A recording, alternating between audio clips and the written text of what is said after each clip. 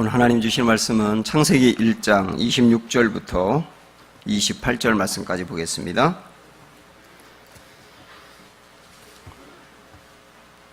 창세기 1장 26절부터 28절 말씀.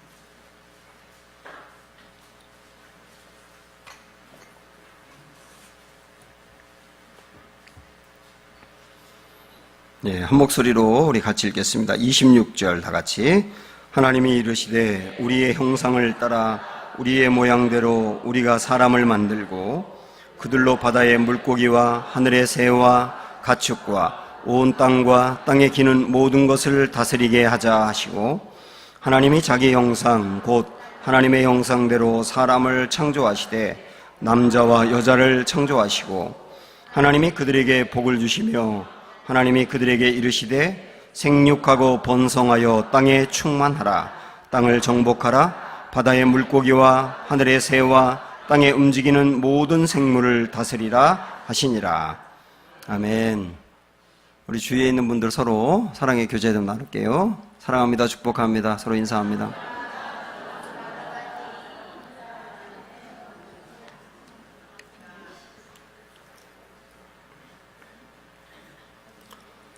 네, 우리 주변에 있는 어떤 물건이든 그 물건은 제조사 표시가 되어 있고, 그리고 사용 설명서가 있습니다. 다시 말하면 물건 하나라도 어디에서 왔고 어떤 목적으로 만들어졌는지가 명시되어 있다는 뜻이죠. 우리가 타고 다니는 차나 비행기나 배도 어디서 출발하고 어디로 가는지가 정해져 있어요. 우리가 차를 타고 10분 동안 잠깐 어디를 다녀온다 하더라도 역시 어떤 목적으로 어디로 가는지도 결정되어 있지 않습니까? 하물며 사람은 어떻겠어요?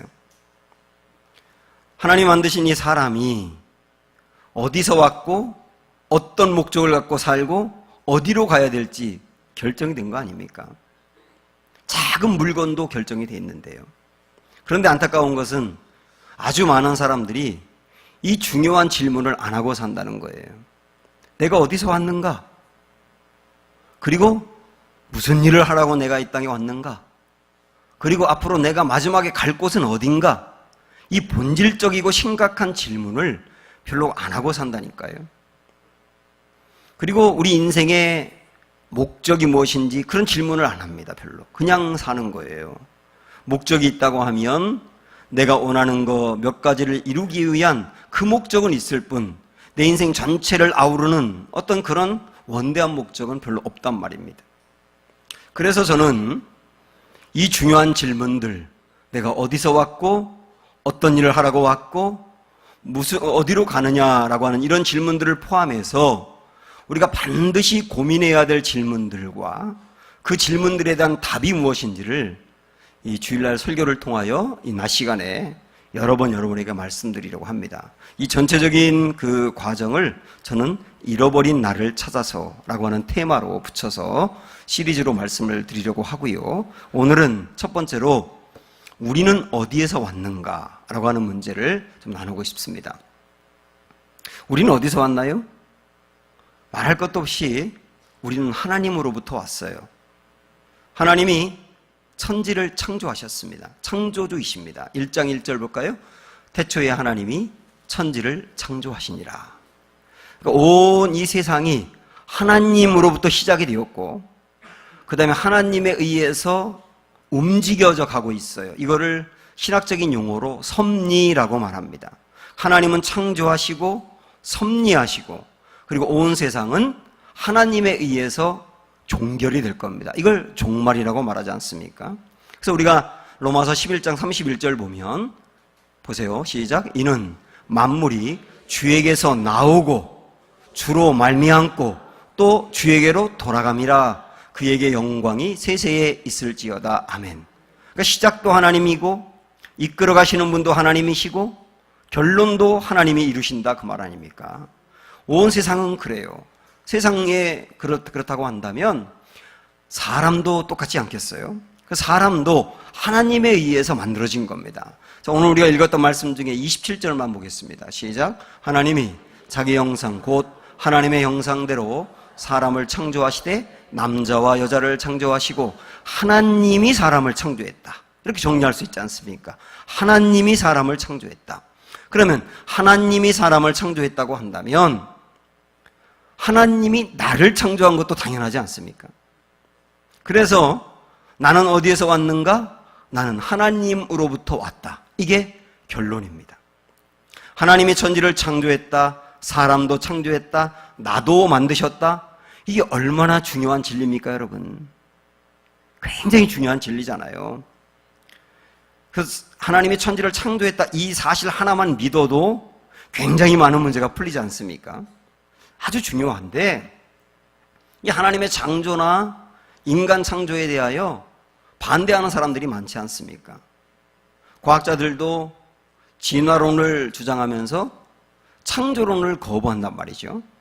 그래서 당장 학생들이 학교에 가기만 해도 창조론은 가르치지 않고 진화론만 가르치다 보니까 아이들도 이 진화가 맞는지 창조가 맞는지 헷갈린단 말이에요.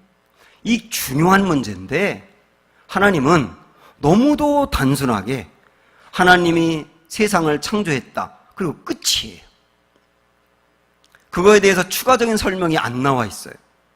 우리 생각 같아서는 하나님이 세상을 창조했다는 창조에 대해서 뭔가 좀 증명도 해주신다든지 부연 설명을 해주시면 좀 명쾌하고 속 시원히 풀릴 것 같은데 하나님은 아주 단순하게 하나님이 천지를 창조했다. 끝.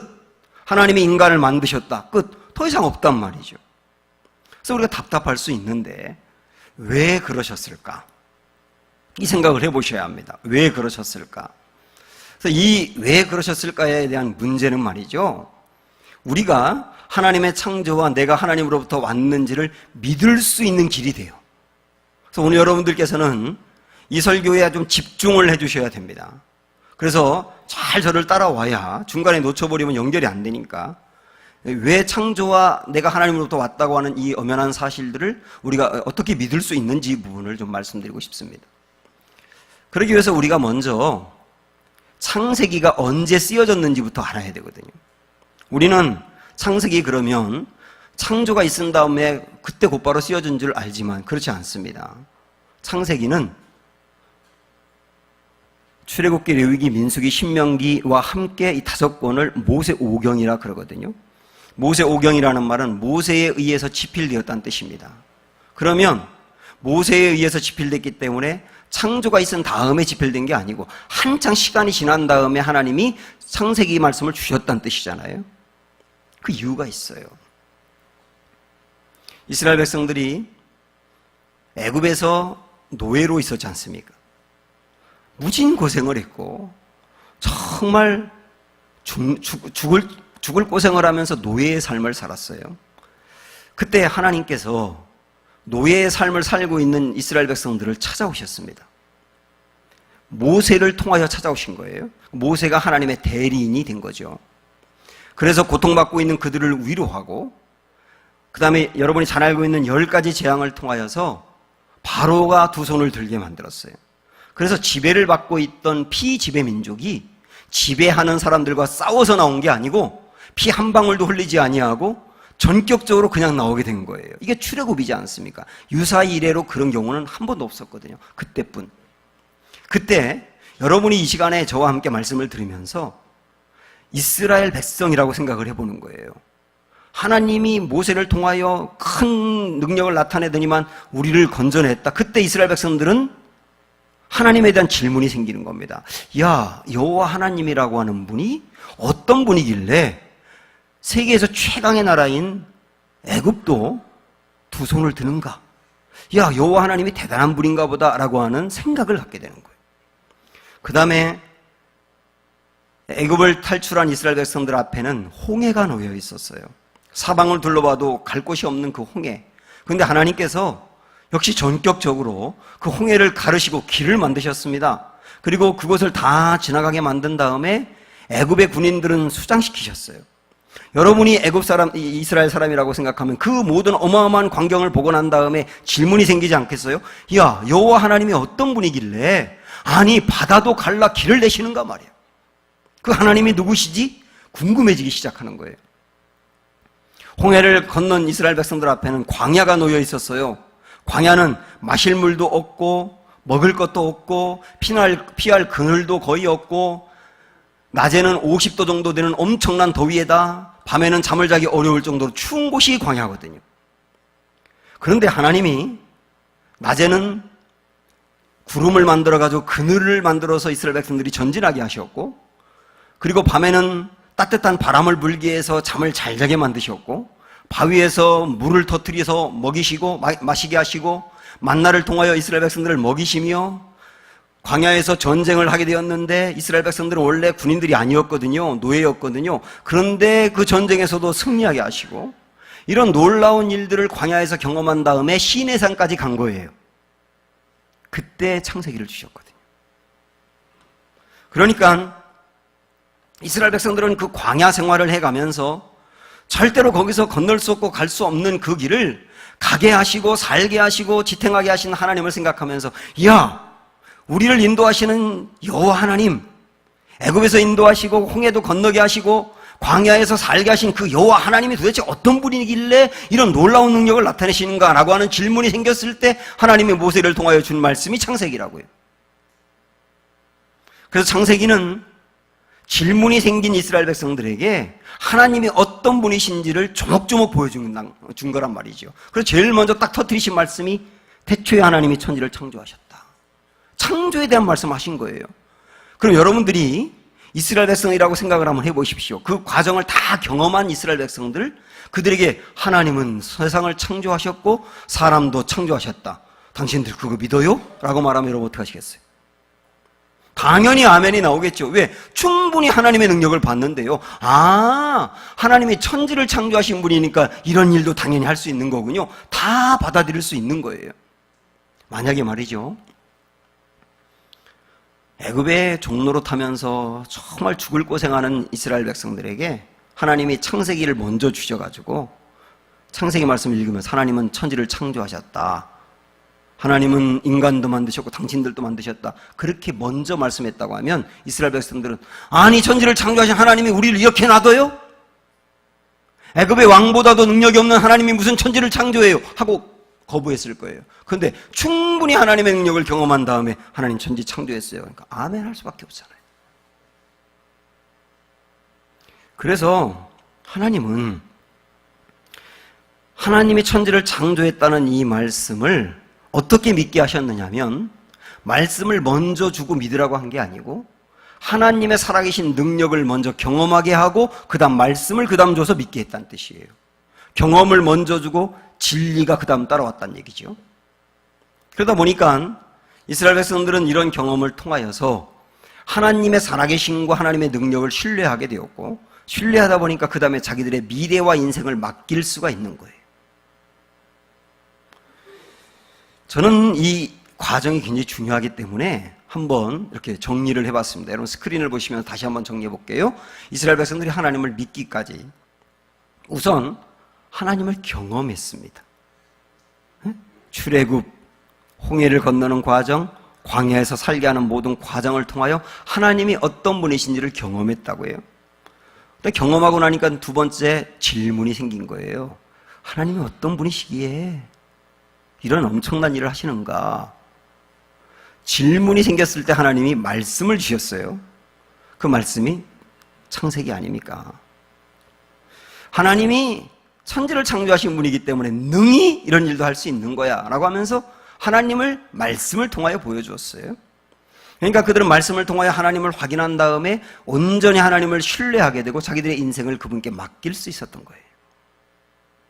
여러분, 이 과정이 오늘날 신앙생활하는 우리들에게도 굉장히 중요합니다. 지금 이미 예수님을 만나서 구원을 받고 은혜 안에 살고 있는 분들을 한번 생각을 해보십시오. 이스라엘 백성들이 애굽에서 탈출하여 자유를 얻은 것과는 비교할 수 없을 정도로 우리는 죄 가운데 벗어나 자유를 얻었어요.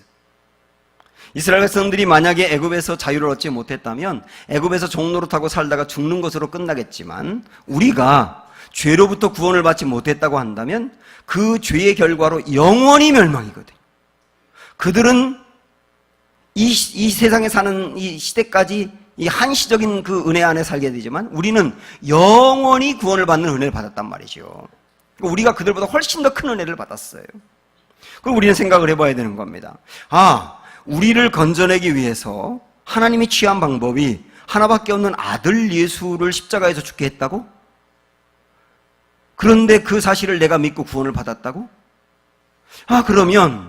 그러면 나라고 하는 사람이 지은 죄가 하나님의 아들이 죽어야 될 정도로 심각한 것이구나.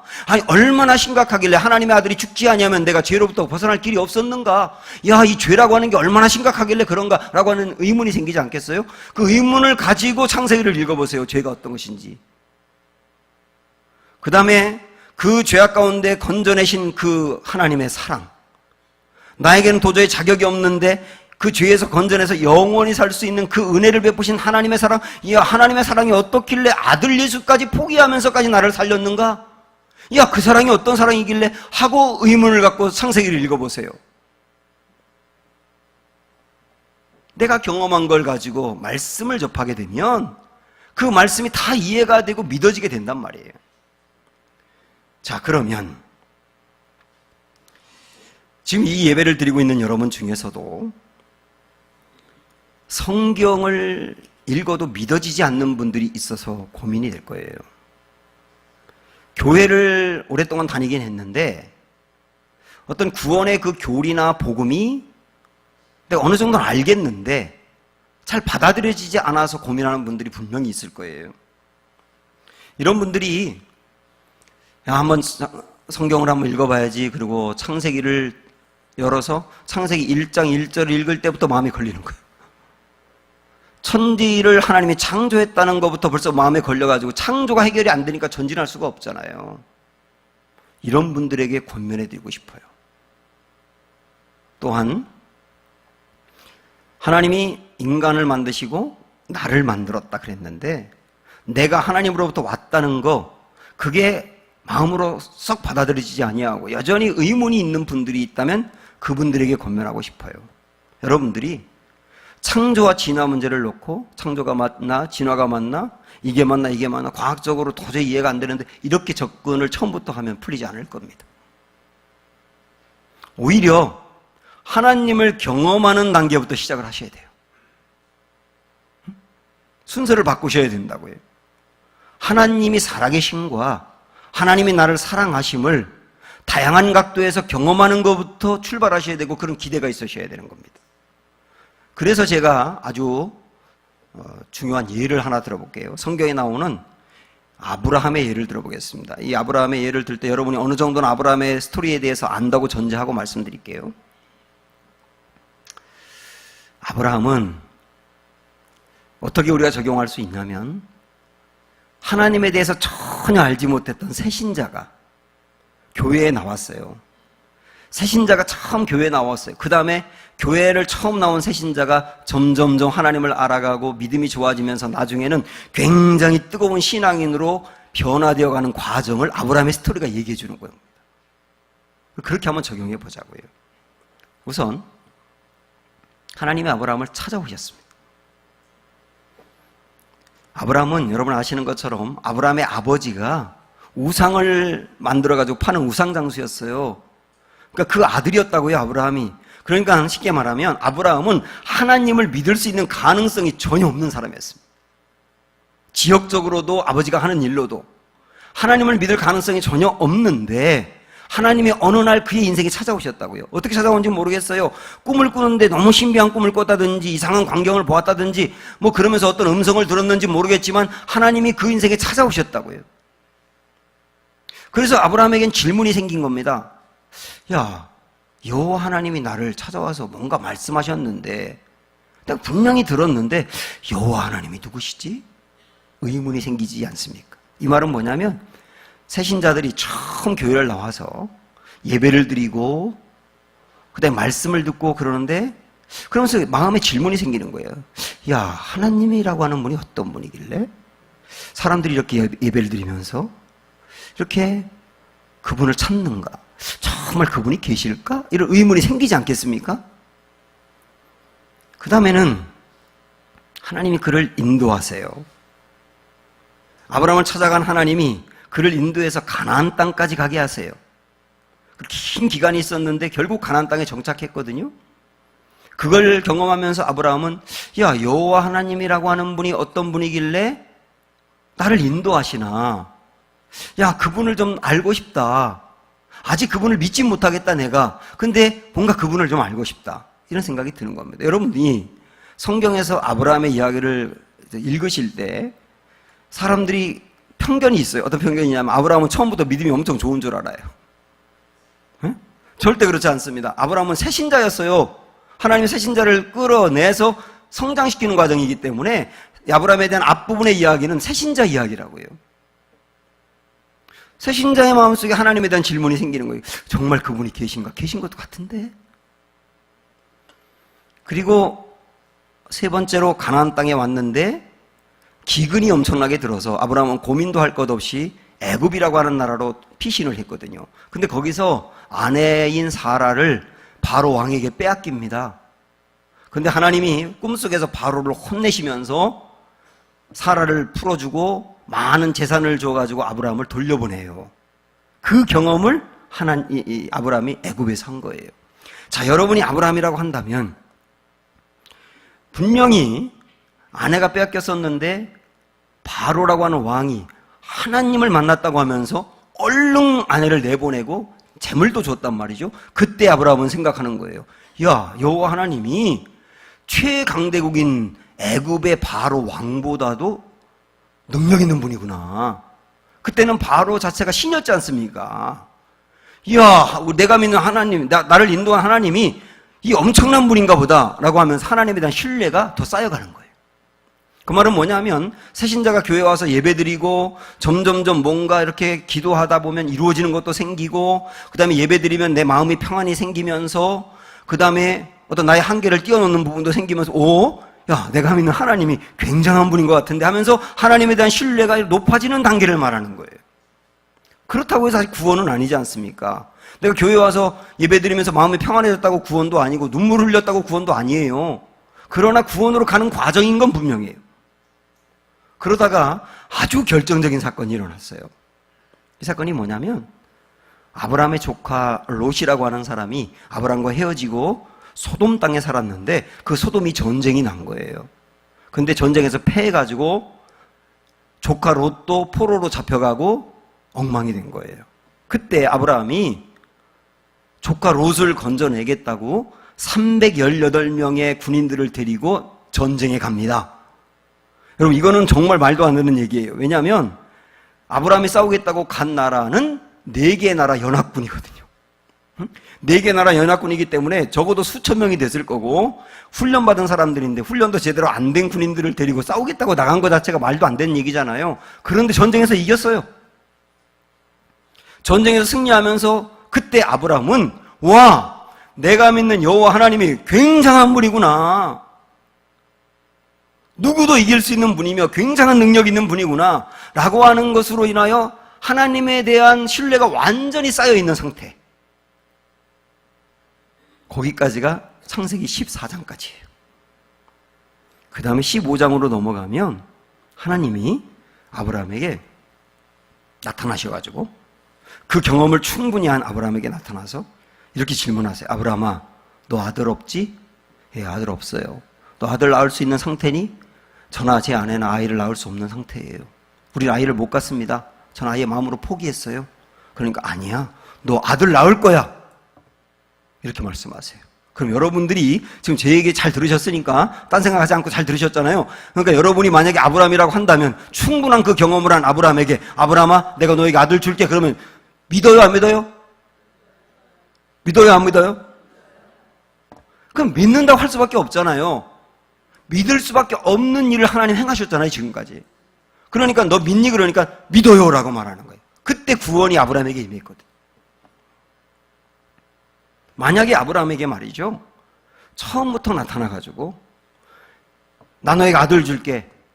그러면 하나님에 대한 신뢰가 전혀 없는 상태에서 그 말하면 좋긴 하지만 믿을 수는 없지 않습니까?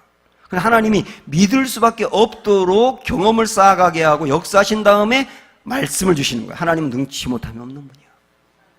그러니까 믿게 되는 거예요. 이 믿음이 생긴 다음에 아브라함은 이제 하나님을 완전히 신뢰하게 되고요. 그 다음에 어떻게 되느냐면 아브라함이 나중에 창세기 22장에 가면 하나님이 아들을 바치라 그럴 때 이삭까지 바쳐요. 그걸 보면서 우리는 어떻게 접근할 수 있냐면 와, 새신자였던 아브라함을 찾아오셔서 아무것도 몰랐던 새신자를 찾아오셔서 역사하셔서 신뢰하게 하고 믿음을 갖게 하더니 끝내 하나님이 말씀하시는 그 단계까지 순종하게 만드셨구나. 하나님이 그래서 어떤 것에도 순종할 수 있는 사람으로 만드신 하나님이 놀랍다. 이렇게 나가야 되잖아요. 우리는 이 아브라함의 인생을 이렇게 정리해 보면서 아브라함만이 아니고 지금 우리에게도 마찬가지입니다. 하나님이 믿어지지 않는 여러분이 있습니까? 여러분 이 확신을 가지셔야 돼요. 하나님이 아브라함을 찾아가서 부르셨지 않습니까? 부르셨기 때문에 아브라함이 허물도 있고 문제도 있었지만 끝내 그를 변화시켜 믿음을 갖게 하고 위대한 신앙인으로 만들었지 않습니까? 그 하나님은 여러분을 교회로 나오게 했다고 한다면, 교회로 나오도록 부르셨다고 한다면 끝내 여러분 인생 속의 역사에 서서 믿음을 갖게 하실 거예요. 이 담대함이 있어야 되는 거예요. 이 담대함과 확신. 나를 불러내서 인도하시고 순종하게 하시고 하나님이 보고 싶었던 그 멋진 사람으로 하나님이 끝내 나를 이끌어 가실 거다. 이게 우리의 확신이 되어야 되는 거예요. 그리고 한번 생각을 해보십시오. 지금까지 하나님이 여러분의 인생 속에 어떻게 역사하셨는지 가만히 생각을 해보세요. 그때 그 어려운 순간에 어떻게 일하셨는지, 그 절박한 순간에 어떻게 역사하셨는지 가만히 생각해 보면서 와, 하나님이 나를 인도한 게 분명하고 하나님이 살아계신 게 분명하다는 생각이 든다면 이제 손을 드시면서 항복하시면 되는 거예요. 예, 하나님 맞군요. 하나님 살아계시군요. 그럼 하나님 하신 일 모두가 맞군요. 하나님이 아들 예수 보내서 나를 건졌다면 그것도 맞군요. 라고 항복하고 받아들이는 게 뭐냐면 믿음이에요. 그럼 저는 믿음을 어떻게 보느냐면 믿음은 항복이다. 하나님이 하시는 거에 대해서 항복하는 게 믿음이다.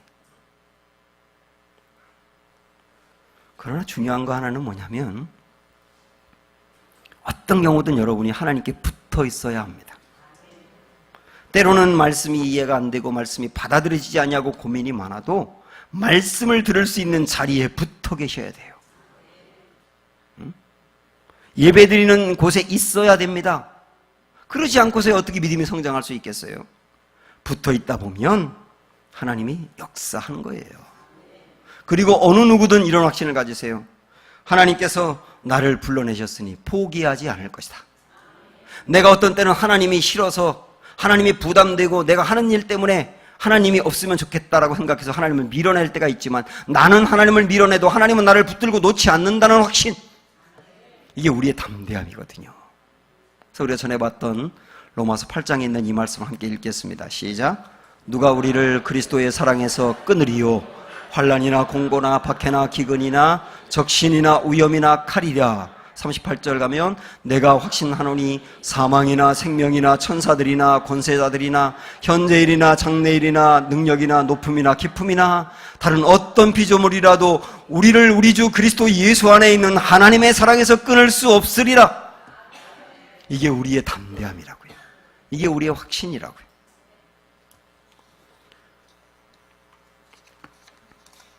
지금까지 저는 우리가 하나님에게서 왔다는 것, 근데 이걸 믿기 위하여 하나님이 내 인생 속에 역사하는 경험을 하다 보면 내가 하나님께로부터 왔다는 것도 자연히 믿어지게 된다는 것, 이런 과정들을 살펴봤습니다. 이제 또 우리가 절대로 놓치면 안 되는 중요한 것이 있어요. 하나님은 완벽하신 분이세요. 그래서 하나님이 천지를 만드신 다음에 와, 좋다 그러셨어요. 그런데 인간을 만드신 다음에는 와, 진짜 좋다, 심히 좋다 이렇게 말씀하셨어요. 그러면 사람을 만드시고 그렇게 말씀하신 하나님은 저나 여러분 한 명 한 명을 만드시고 난 뒤에도 우리 보고 뭐라고 말씀하셨을까요? 와, 진짜 좋다 하지 않았겠습니까? 당연히 그러셨겠죠. 그래서 우리는 하나님이 그렇게 진짜 좋다고 만드신 하나하나의 작품인 거예요. 그래서 에베소서 2장 10절에서는 이 말씀을 이렇게 표현합니다. 우리는 그의 만드신 바라. 그의 만드신 바라. 이거를 새번역과 공동번역에서는 뭐라고 표현하고 있냐면 우리는 하나님의 작품입니다. 이렇게 표현하고 있어요. 저는 이 표현이 너무나 좋습니다. 우리는 하나님의 작품입니다. 무엇이든지 그 물건이 작품이 되기 위해서는 두 가지가 있어야 되거든요. 하나는 독특함이 있어야 되는 거예요. 상품은 어떤 모형을 하나 만들어 놓고 그것으로 마구마구 찍어내가지고 똑같은 게 되게 많아요. 아주 똑같은 게 많은 게 상품이에요. 근데 작품은 그거 하나밖에 없는 거예요.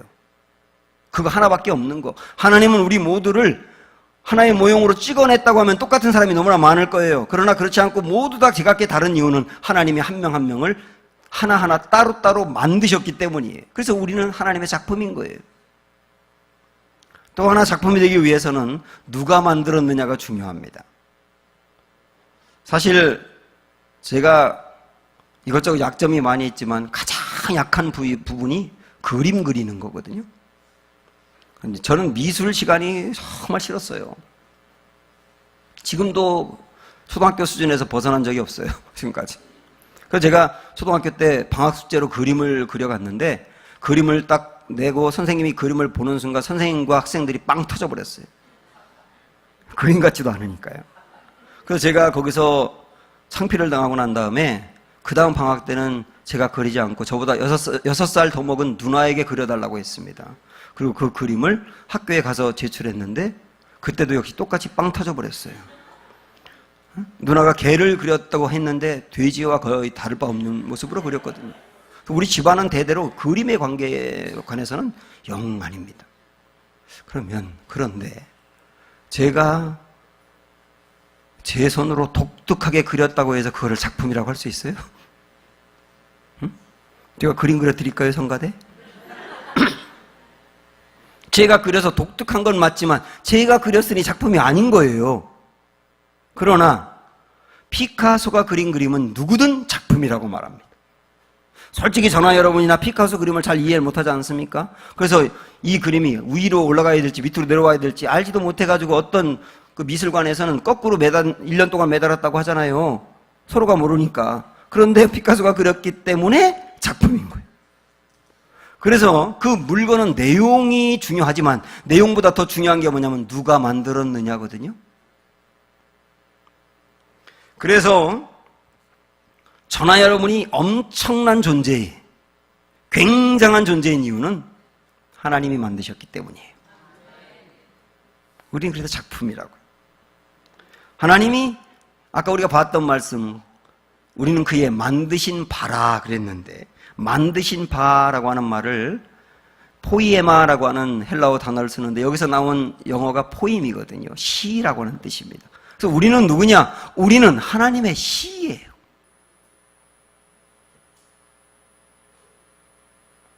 그래서 내가 하나님의 작품이라고 하는 것을 분명히 아는 사람이라고 한다면 절대로 열등감에 빠지면 안 됩니다. 절대로 다른 사람과 나를 비교하면 안 돼요. 비교해가지고 자기 연민에 빠지면 열등감, 비교의식, 자기 연민은 나를 작품으로 독특하게 만들어준 하나님에 대한 모독이에요.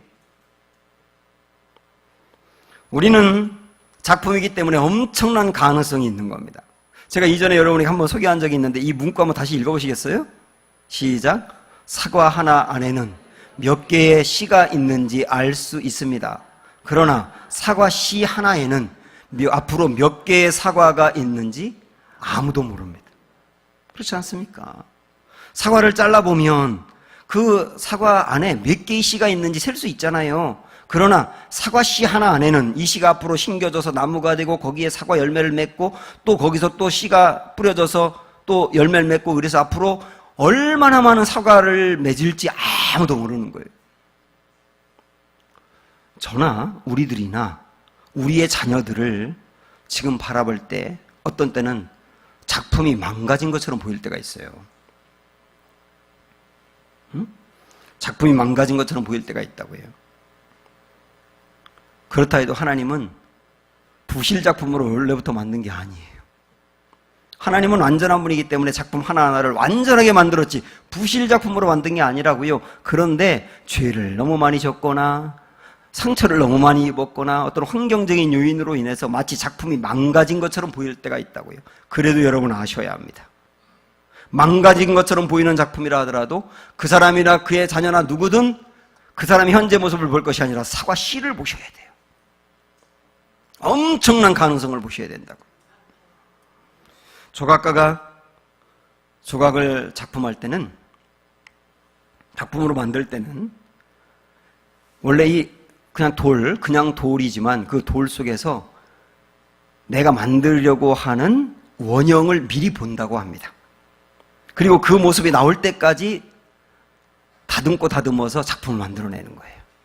하나님도 저나 여러분이나 처음 만드실 때 내가 이런 작품을 만들어야지라고 원래 보셨던 원형이 있어요. 그 모습을 디자인하셨다니까요. 그런데 현재 그 모습이 안 나온다 하더라도 하나님은 다듬어서 끝내 그 모습이 나올 때까지 우리를 이끌어 가실 거예요. 그래서 우리는 하나님이 나를 원래 만드신 그 원형을 찾아서 앞으로 내가 어떤 일을 해야 하고 무슨 일을 하라고 하나님이 나를 이 땅에 보냈는지를 정말 아셔야 되거든요. 그러기 위해서 제가 실질적인 4가지 팁을 드리겠습니다. 나의 사명이라든지 내가 앞으로 미래에 무슨 일에 집중해야 될지를 찾는 방법이라고 볼 수 있어요. 첫째는 내 성격을 보셔야 됩니다. 왜 하나님은 나에게 그 성격을 줬는가? 그 성격으로 적합한 일이 있고 그 성격으로 적합하지 않은 일이 있지 않습니까? 근데 성격을 보셔야 돼요. 두 번째는 열정을 보셔야 돼요. 왜 나는 유독 그 일에 그렇게 관심이 많고 그 일만 생각하면 내 가슴이 뜨거워지는가? 어떤 사람은 전혀 관심이 없는 그 일을 왜 나는 그렇게 관심이 많고 열정이 많은가? 그 일을 하라고 불렀을 가능성이 많기 때문에 그래요. 세 번째는 경험을 보셔야 되거든요. 지금까지 내가 살아온 모든 인생을 종합적으로 경험한 것을 정리해보면 왜 그런 경험을 주로 했는가? 그 말은 그쪽으로 부름받았기 때문에 그 경험을 했을 가능성이 상당히 높은 거예요. 그리고 네 번째는 능력이에요. 왜 나는 유독 그 분야에 능력이 있는가? 다른 거는 능력이 없는데 유독 그 일을 하면 나는 잘할 수 있는가? 능력이 있기 때문에. 그렇게 이 4가지를 종합적으로 한번 살펴보면서 나의 사명을 찾고 내가 앞으로 집중해야 될 일을 찾는다고 한다면 저는 하나님이 나를 만드신 그 원형을 찾아갈 수 있다고 생각을 합니다. 천재는 남들을 부러워하지 않고 남들이 만든 일을 따라하지도 않고 오직 하나님이 주신 나만의 임무, 그 일을 찾고 그 일을 위하여 달려가는 사람이 천재라는 거예요. 옛날에 그리스에서는 연극을 하는 배우들이 가면을 썼다고 합니다. 아마 그 연극에 몰입하기 위해서 그랬던 것 같아요. 근데 이 가면이라고 하는 말, 그 말을 가지고 라틴 사람들이 가면을 단어로 붙였냐면 페르조나라고 하는 단어를 붙였어요. 거기서 나온 말이 person이라고 하는 인간이란 뜻이에요. 그래서 사람은 가면을 쓴 존재거든요. 인간은 가면을 쓴 사람이에요. 가면을 썼다 해서 나를 가장하고 숨긴다는 의미가 아니라 가면을 썼다는 말은 그 사람의 독특한 배역이 있다는 뜻이에요. 독특한 배역. 연극을 보면 그 사람만의 배역이 있지 않습니까? 나만의 배역을 찾고 그 일을 위해서 내 인생 드리고 달려가는 게 바로 우리가 받은 사명이고 우리가 해야 될 일이구나. 이런 걸 깨닫는 거예요. 사랑하는 여러분, 우리 하나님의 작품이라는 걸 생각을 하면서 하나님이 독특하게 나에게 준 임무를 정확히 알고 그 사명을 위하여 내 평생 달려갈 수 있는 은혜가 있기를 축복합니다. 그런데 이렇게 멋지게 만들어진 원형이, 창조의 원형이 죄로 인하여 망가져 있는 상태, 그 망가져 있는 상태가 얼마나 심각한지 우리가 다음 시간에 살펴보도록 하겠습니다. 우리 찬양할까요? 나의 안에 거하라.